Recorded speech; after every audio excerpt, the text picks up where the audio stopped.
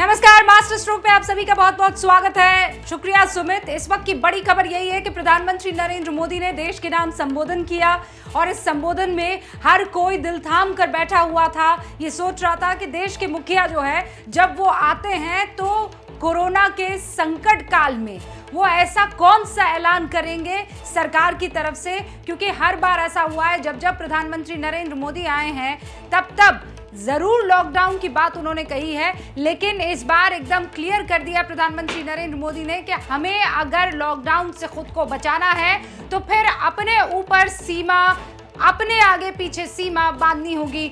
जिन लोगों ने प्रधानमंत्री नरेंद्र मोदी का यह संबोधन नहीं सुना है, मैं चाहती हूं एक बार फिर से आप सुन लीजिए क्या कहा पीएम ने।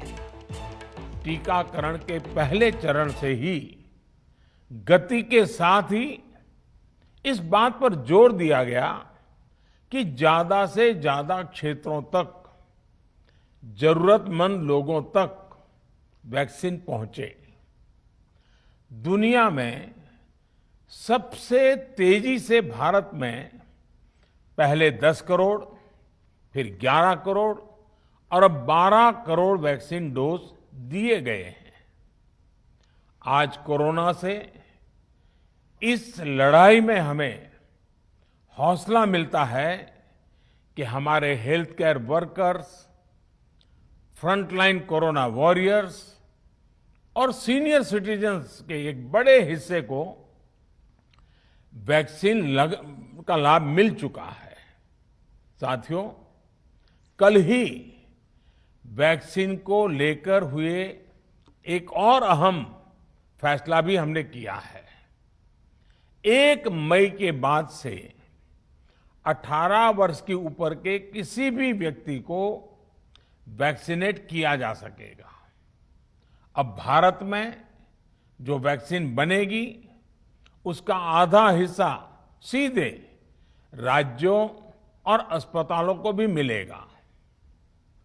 इस बीच गरीबों, बुजुर्गों, निम्न मध्यम वर्ग के लोग 45 वर्ष की आयु के ऊपर के व्यक्तियों के लिए केंद्र सरकार का जो वैक्सीन कार्यक्रम चल रहा है वो भी उतनी ही तेजी से जारी रहेगा। प्रधानमंत्री नरेंद्र मोदी ने लॉकडाउन को लेकर जो कहा, कईयों के मन में इस बात की आशंका थी कि कहीं ऐसा ना हो कि प्रधानमंत्री नरेंद्र मोदी एक लॉकडाउन का ऐलान कर दे, क्योंकि बहुत अटकलें लगाई जा रही थी। इसके ठीक विपरीत प्रधानमंत्री नरेंद्र मोदी ने कहा कि लॉकडाउन अंतिम फैसला होना चाहिए, यानी कोशिश ये होनी चाहिए कि माइक्रो जोन्स जो हैं वो बनाई जाए। राज्य सरकारों से भी पीएम ने लॉकडाउन अंतिम जरिए के तौर पर इस्तेमाल करने की अपील की है। सुनिए आप। पहले की तरह ही सरकारी अस्पतालों में मुफ्त वैक्सीन मिलती रहेगी, जिसका फायदा, जैसा मैंने कहा, हमारे गरीब परिवार हो, हमारे मध्यम वर्ग, निम्न मध्यम वर्ग के परिवार हो, वो उनका लाभ उठा सकेंगे। साथियों, हम सभी का प्रयास जीवन बचाने के लिए है, और जीवन बचाने के लिए तो है ही, प्रयास से भी ये है कि आर्थिक गतिविधियां और आजीविका कम से कम प्रभावित हो। प्रयास का तरीका यही रखा जाए।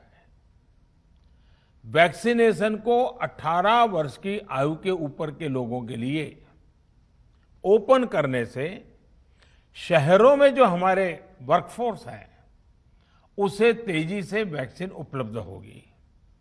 राज्यों और केंद्र सरकार के प्रयासों से श्रमिकों को भी तेजी से वैक्सीन मिले लगेगी।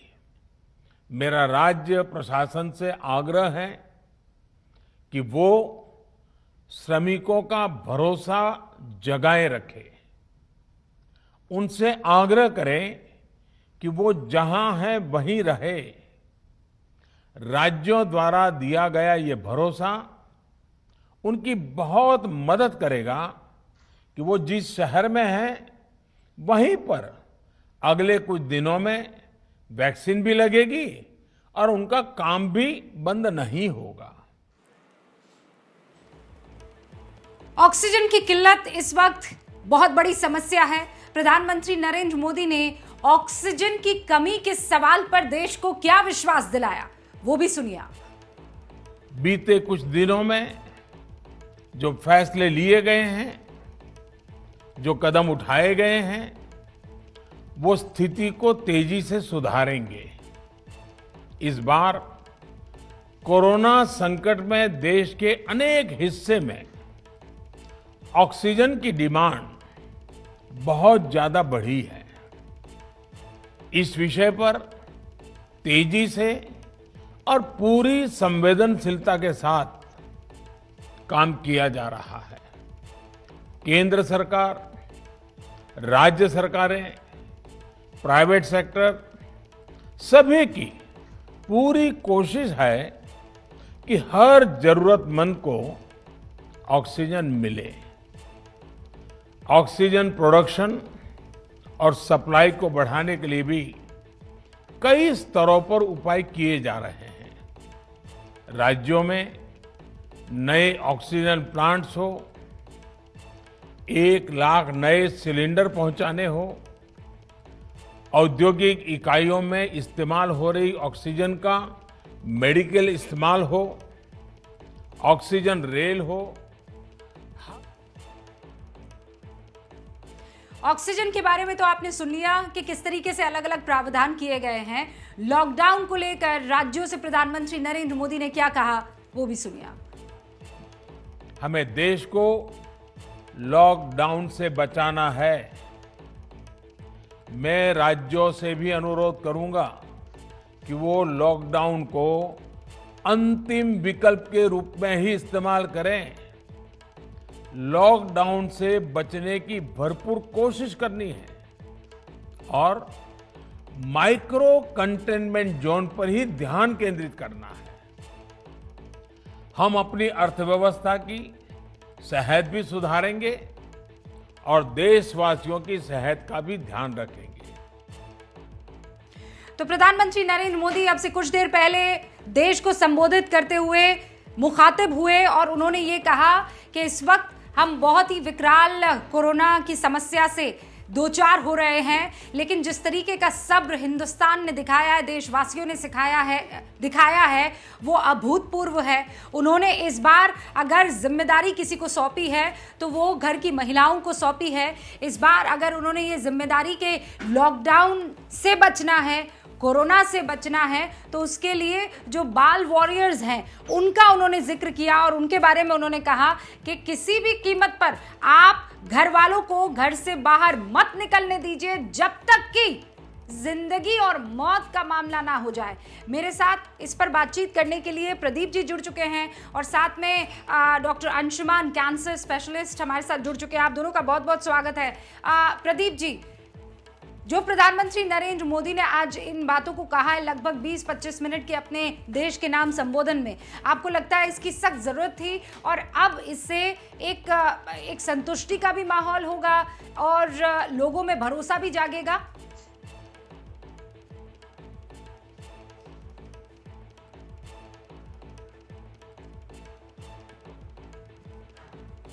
बिल्कुल रूबिका जी, आज प्रधानमंत्री आज एक बार फिर से जो है कि स्टेट्समैन की तरह बोले हैं। उन्होंने किसी आरोप प्रत्यारोप में जाने की जरूरत नहीं समझी, किसी राज्य सरकार के बारे में कोई टीका टिप्पणी नहीं की। उन्होंने कहा कि जन भागीदारी से सब लोग मिलकर करेंगे काम, तभी इसको परास्त कर सकते हैं।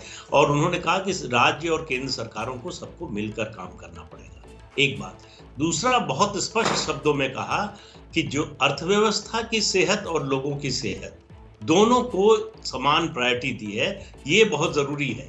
जो पिछले लॉकडाउन के दौरान हुआ उस समय हमको कुछ मालूम नहीं था, हमारे पास इंफ्रास्ट्रक्चर नहीं था, वैक्सीन भी नहीं थी। तब जो हुआ था वो अब नहीं होना चाहिए कि लोगों की आजीविका पर खतरा आ जाए। तो आजीविका भी लोगों की बनी रहे और लोगों की सेहत भी बनी रहे। दूसरी बात, उनको मालूम है कि कहाँ बोलने से, अपील करने से सबसे ज्यादा असर होता है। स्वच्छता अभियान का उन्होंने उदाहरण देते हुए अपने बाल मित्रों से अपील की कि घर वालों को बाहर न निकलने दीजिए जब तक बहुत आवश्यक न हो।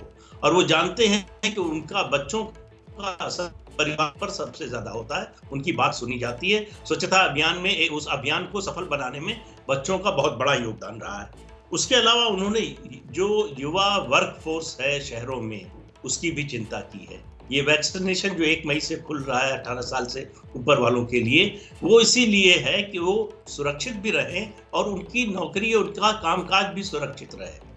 उसके अलावा मजदूरों की समस्या, जो पिछली बार बड़ी विकराल समस्या थी, उसके लिए फिर उन्होंने राज्य सरकारों से अपील की है कि जहां भी मजदूर हैं, वो अगर असुरक्षित महसूस कर रहे हैं, उनको डर लग रहा है कि रोकी जा सकती है, तो उनको वहीं पर रोकें। और गौरव भाटिया बीजेपी के राष्ट्रीय प्रवक्ता हमारे साथ जुड़ चुके हैं। मैं उनसे भी ओपनिंग रिमार्क ले लेना चाहती हूँ। प्रधानमंत्री नरेंद्र मोदी का देश के नाम संबोधन, अलका जी आपका पहला रिएक्शन।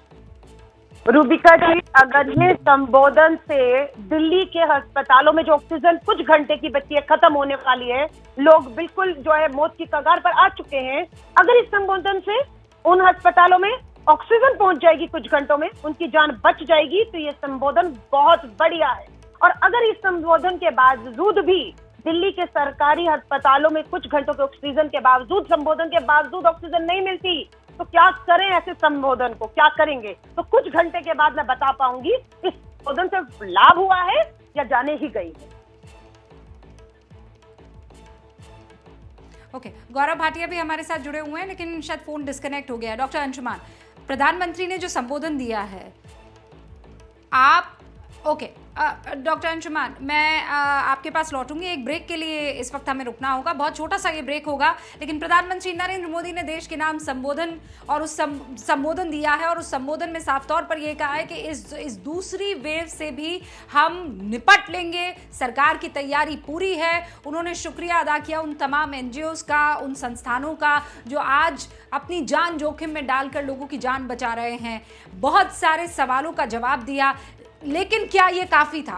इसी पर अब मेरे मेहमानों से मेरी रिएक्शन है। आपको ये बता दें कि प्रधानमंत्री नरेंद्र मोदी ने अब से कुछ देर पहले देश के सामने कोरोना काल में किस तरीके से सरकार तैयारी कर चुकी है, और सबसे बड़ी जिम्मेदारी सरकार के साथ साथ उन तमाम लोगों को, देशवासियों को भी दी है कि आप लॉकडाउन वाली वो स्थिति आप ही हैं जो रोक सकते हैं।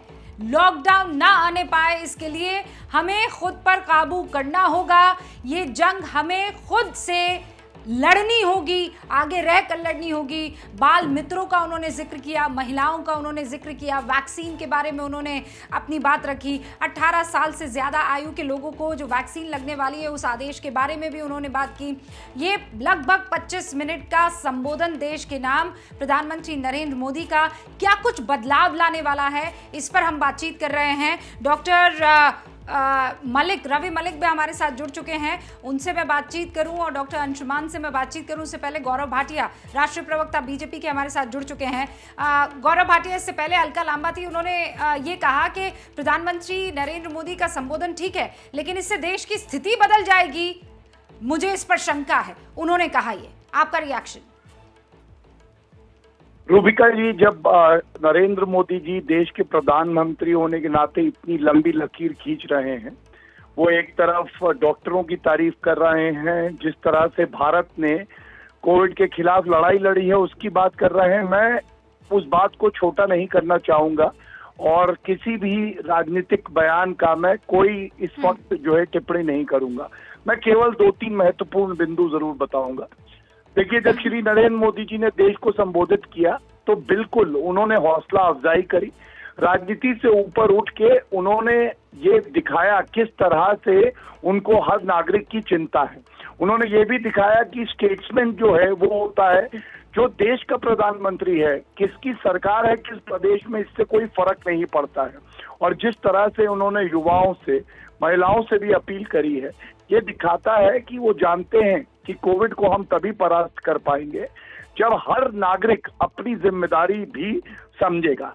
और ये एक बड़ी बात आज उन्होंने जो वैक्सीन से लेके और आगे दवाइयों के उत्पादन की करी है, जो संकट आम आदमी को हो रहा है उसमें केंद्र सरकार और बाकी प्रदेश की सरकारें, जिसमें राजनीतिक दल चाहे कांग्रेस हो चाहे कोई और पार्टी हो, सब सम्मिलित है, एक बड़ा संदेश गया है। और इस वक्त हौसला बंधाने का काम नरेंद्र मोदी जी ने किया है। बहुत बहुत शुक्रिया गौरव भाटिया हमसे बातचीत करने के लिए। गौरव भाटिया ये बता रहे हैं कि इस वक्त राजनीतिक बयान या उसका जवाब देना उचित नहीं है। देश के प्रधानमंत्री जब आते हैं उसमें सारी पार्टियों को साथ कैसे मिलकर इस लड़ाई को लड़ना है कोरोना के खिलाफ, यही एक संदेश देने की कोशिश करते हैं। फिलहाल हमारे साथ डॉक्टर अंशुमान, डॉक्टर मलिक भी बने हुए हैं। डॉक्टर अंशुमान, आपको क्या लगता है प्रधानमंत्री नरेंद्र मोदी का ये संबोधन, उनका सारी स्थिति से इस देश को अवगत करवाना, ये इस वक्त नीड ऑफ द आवर तो था ही?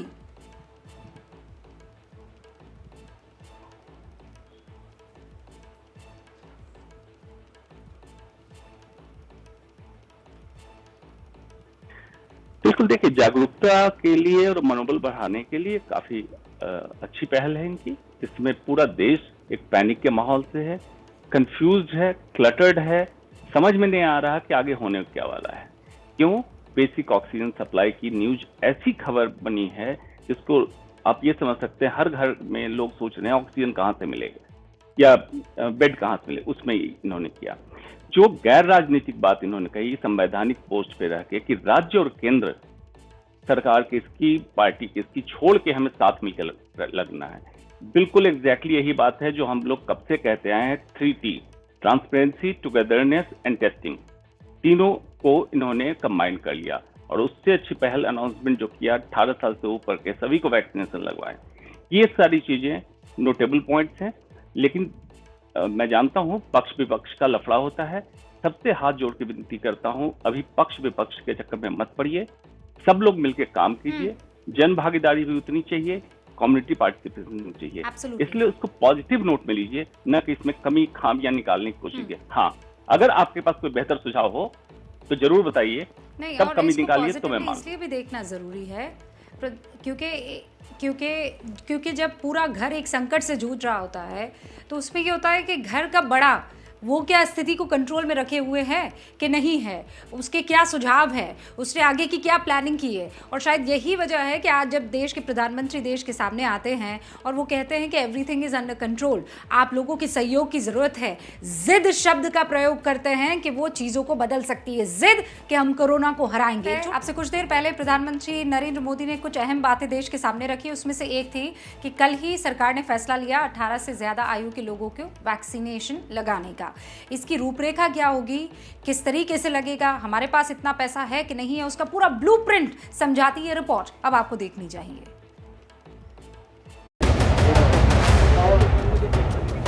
यह है मुंबई का सबसे बड़ा पीकेसी का जंबो कोविड वैक्सीनेशन सेंटर। यहाँ ये बैरिकेडिंग इसलिए लगाई जा रही है क्योंकि ये सेंटर अब बंद हो चुका है और इसकी वजह है यहाँ वैक्सीन का खत्म होना। अभी मुझे कोविशील्ड का सेकंड डोज लेने का था, लेकिन अभी अवेलेबल नहीं है। कोविड सेंटर वाले ने बताया कि आज दोपहर तक आ जाएगा, लेकिन कल आपको मिलेगा, लेकिन कल की श्योरिटी क्या है अभी हम बोल नहीं सकते। मुंबई से यह खबर तब आई जब कल ही सरकार ने 18 साल से ऊपर वाले सभी लोगों को वैक्सीन देने का फैसला किया है, जिसका लोग स्वागत कर रहे हैं। बड़े लोगों को हो रहा था, लेकिन आज के सबसे ज्यादा युवा इससे ग्रसित हो रहे हैं, तो ये बहुत अच्छा डिसीजन है। और मैं तो सबसे पहले मैं ही लगवाने जाऊंगा। मैंने सोचा जैसे एक मई आएगी सबसे पहले इंजेक्शन मैं ही लगवाऊंगा। इसलिए मैं सरकार का शुक्रिया अदा करना चाहता हूँ। आजकल के युवाओं को टीके की बहुत ज़रूरत है, क्योंकि हम लोगों को कई बाहर बहुत से ऐसे युवा हैं जो बाहर रहते हैं, अपने घर से दूर रहते हैं, पढ़ रहे हैं, उन लोगों के लिए भी टीका ज़रूरी है। इस चीज़ के लिए बहुत एग्री करता हूँ कि ये टीका बहुत ज़रूरी है कि हम जैसी एज के लिए और जो 18 साल के एज के बच्चे हैं, हम चाहते हैं कि ये जल्दी से जल्दी टीकाकरण हो। पर सवाल यह है कि 18 साल से ऊपर वालों को वैक्सीन देने का रोड मैप है क्या? 61 करोड़ की जनसंख्या के लिए वैक्सीन डोज कहां से आएंगे? दुनिया के इस सबसे बड़े वैक्सीनेशन प्रोग्राम का खर्च कहां से आएगा? ये वो तमाम सवाल हैं जिनका जवाब हर कोई जानना चाहता है। हम आपको इनके बारे में बताएंगे, लेकिन सबसे पहले वैक्सीनेशन के फैसले की बड़ी बातें जान लेते हैं। 1 मई से 18 प्लस के लोग वैक्सीनेट होंगे। कंपनियां 50% वैक्सीन डोज केंद्र सरकार को देंगी और बाकी 50% स्टॉक राज्य सरकारों और खुले बाजार में बिक सकेंगे। वैक्सीन कंपनियों को 1 मई से पहले ही खुले बाजार के लिए वैक्सीन डोज की कीमत बतानी होगी। प्राइवेट अस्पताल वैक्सीनेशन की कीमत तय कर पाएंगे। 45 प्लस को डोज दिया जाना जारी रहेगा। कोविन प्लेटफॉर्म पर निर्धारित प्रोटोकॉल फॉलो किए जाएंगे। ये तो वैक्सीनेशन का ब्लूप्रिंट है। लेकिन सवाल यह है कि जब राज्यों के पास वैक्सीनेशन के लिए डोज ही नहीं है, तो फिर 1 मई के बाद ये डोज कहां से आएंगे? ये भी साफ दिख रहा है कि लगातार बढ़ते केसेस और कुछ राज्यों की मांग पर सरकार ने फैसला ले लिया है, लेकिन सरकार वैक्सीन कहां से उपलब्ध कराएगी, ये बड़ा सवाल है। भारत अब तक 12 करोड़ 71 लाख लोगों को टीका लगा चुका है, जिसमें से 10 करोड़ 96 लाख लोगों को पहली डोज और 1 करोड़ 74 लाख लोगों को दूसरी डोज दी गई। और अब इसमें 18+ के लोग भी जुड़ जाएंगे। भारत में 18 से 45 साल के उम्र के लोगों की संख्या 61 करोड़ है। टीकाकरण में लगातार दिक्कतें आ रही हैं। देश में 45 लाख डोज एक दिन में दी गई थी, लेकिन अब यह संख्या घटकर 30 लाख पर आ गई है। वैक्सीन की कमी की वजह से दिन ब दिन ये आंकड़ा घटता रहा, जबकि केसेस उसी रफ्तार से बढ़ रहे हैं। पर सवाल यही है कि इतनी डोज कहां से आएंगी। लेकिन उससे पहले ये देखिए कि भारत में अभी कौन कौन सी वैक्सीन यूज हो रही हैं और कौन कौन सी पाइपलाइन में है। भारत में अभी सीरम इंस्टीट्यूट ऑफ इंडिया की कोविशील्ड और भारत बायोटेक की कोवैक्सीन का इस्तेमाल हो रहा है। सरकार रूस की वैक्सीन स्पुतनिक वी को भी मंजूरी दे चुकी है। फाइजर, मॉडर्ना और जॉनसन एंड जॉनसन को भी आपात मंजूरी दी जा चुकी है। सीरम इंस्टीट्यूट की क्षमता 1 महीने में 6 करोड़ डोज बनाने की है और भारत बायोटेक की क्षमता 1 महीने में 1 करोड़ डोज की है। भारत बायोटेक की तरफ से आज ही ये कहा गया है कि वो 1 साल में 70 करोड़ डोज बनाएंगे। माना जा रहा है कि हर महीने स्पुतनिक की भी 5 करोड़ डोज उपलब्ध होंगी। इसके साथ ही फाइजर और मॉडर्ना की वैक्सीन भी भारतीय बाजार में आ जाएगी। इसीलिए यह माना जा रहा है कि वैक्सीन की कमी नहीं होगी। इसके अलावा 6 वैक्सीन के भारत में ट्रायल्स भी चल रहे हैं। उनके क्लिनिकल ट्रायल्स का फैसला भी कुछ महीनों में आ जाएगा। तब निश्चित तौर पर वैक्सीन डोज की कमी नहीं होगी।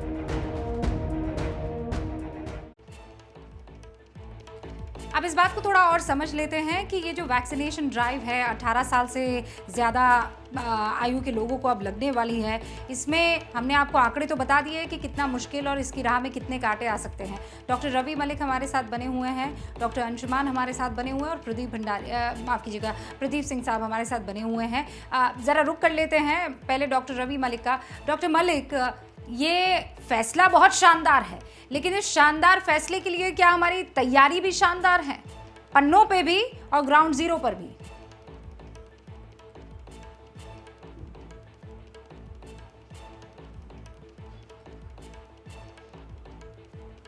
देखिए, अगर प्रधानमंत्री ने ये चीज कही है और 1 मई का समय मांगा है, जिसको कि अभी 10 दिन है, तो कहीं ना कहीं सरकार की तैयारी डेफिनेटली होगी। डोजेस भी इनके पास में होंगी। और दूसरी चीज है, जिस तरह से स्पुतनिक वी को भी इन्होंने लिया और अब सुनने में आया कि जॉनसन एंड जॉनसन ने भी अप्लाई किया है, तो हो सकता है 2-3 कंपनीज और भी आ जाएं। लेकिन मैं आपको ये बताना चाहूंगा रूपिका जी कि सबसे इंपॉर्टेंट चीज ये है कि इस वक्त ये वाला जो वर्ग है ये बहुत ज्यादा चिंतित है। इनके बच्चे बड़े छोटे छोटे हैं, क्योंकि मैं वैक्सीनेशन मेरे सेंटर पे देता हूं कोविड की, तो वहां पर मैंने देखा अक्सर लोगों के 200 फोन डेली हमारे इधर आते हैं कि जी हमारी वैक्सीनेशन कब शुरू होगी, जो कि 18 से 45 साल के व्यक्ति हैं। तो मुझे लगता है कि ये एक सरकार की बहुत अच्छी पहल है। और दूसरा, प्रधानमंत्री के बहुत अच्छा मुझे लगा भाषण को भी सुन के, उन्होंने मेन 3 चीजों के ऊपर एकदम से, जो कि इस वक्त कोविड की हमारी दुखती रग है, उसको उन्होंने सहला के एश्योरेंस दिया है। नंबर 1 ऑक्सीजन, नंबर 2 दवाइयां और नंबर 3 वैक्सीनेशन। ये 3 ही हमारे पास में टूल्स हैं जिससे कि हम कोरोना को लड़ रहे हैं। और सबसे अच्छी चीज है, उन्होंने डॉक्टर्स और नर्सेस, आपको एक चीज और बता दूं, ग्राउंड के ऊपर हमारे कम से कम 15% जो हेल्थ वर्कर्स हैं, वो बेचारे 10-15% जो है बीमार हैं, कोविड से भी ग्रस्त हैं और बड़े परेशान हैं और 18-18 घंटे ड्यूटी कर रहे हैं। तो उनको थोड़ा एनकरेज करना और जितने फ्रंटलाइन वर्कर्स हैं उनको एनकरेज करना, मुझे लगता है ये डेफिनेटली जोश भरेगा। वैक्सीन कंपनियों को प्रोत्साहित करने से भी उनमें जोश भरेगा। एक इमोशनल फैक्टर आएगा कि देश के लिए हम प्रति कर रहे हैं। मेडिसिन की कंपनियों को भी अगर जोश से भरना, तो इस चीज से मुझे लगता है कि कहीं ना कहीं हमें सकारात्मक रूप से देखना चाहिए।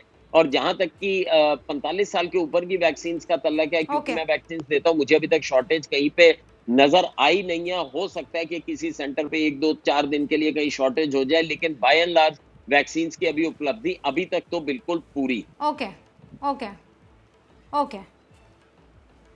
प्रदीप जी, आपको जब प्रधानमंत्री ये कह रहे थे कि ये वर्कफोर्स है, 18 से ज़्यादा उम्र के लोगों को वैक्सीनेट करना, क्योंकि उन्हें काम भी करना है, साथ में इकोनॉमी का जो चक्का है वो भी आगे बढ़ाना है, इस बात का ख्याल रखते हुए ये बड़ा फैसला लिया गया है।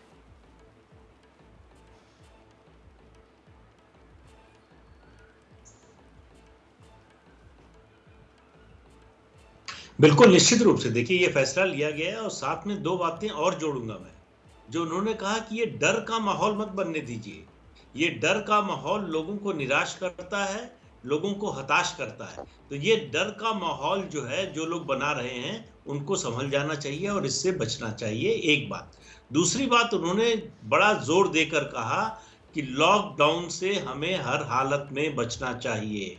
उनको मालूम है कि दोबारा अगर नेशनल लेवल पे लॉकडाउन हुआ या पूरे राज्य के स्तर पर, तो उसका इकोनॉमी पर, लोगों के रोजगार पर, रोजी रोटी पर क्या असर पड़ेगा।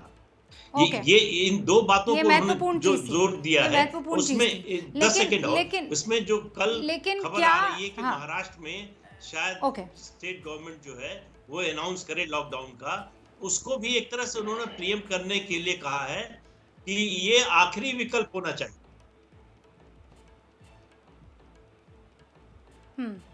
लेकिन क्या डॉक्टर अंशुमान, ये अंशुमान जी, मेरे पास वक्त की कमी है, हम इस पर आगे भी चर्चा कर सकते हैं क्योंकि रुमाना इसार खान भी अब इस मसले पर चर्चा करेंगी। एक छोटे से ब्रेक के लिए हम रुक रहे हैं। आप तीनों का, मेहमानों का मेरे साथ जुड़ने के लिए बहुत बहुत शुक्रिया। अपना ख्याल रखिएगा। आप सब इस बात को लेकर चिंतित होंगे कि क्या इस देश में दोबारा कोरोना की वजह से लॉकडाउन लगेगा कि नहीं लगेगा। प्रधानमंत्री ने आज साफ कर दिया है लॉकडाउन को लेकर, आपके सवालों का जवाब देते हुए। सुनिए क्या कहा उन्होंने। हमें देश को लॉकडाउन से बचाना है।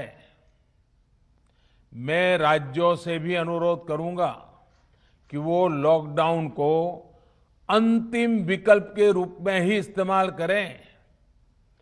लॉकडाउन से बचने की भरपूर कोशिश करनी है और माइक्रो कंटेनमेंट जोन पर ही ध्यान केंद्रित करना है। हम अपनी अर्थव्यवस्था की सेहत भी सुधारेंगे और देशवासियों की सेहत का भी ध्यान रखेंगे। तो प्रधानमंत्री नरेंद्र मोदी ने क्लियर कर दिया है, लॉकडाउन को आप खुद ही बचा सकते हैं। कैसे? लगने से, घर में रहकर, सेल्फ डिसिप्लिन। एबीपी न्यूज आपको रखे आगे।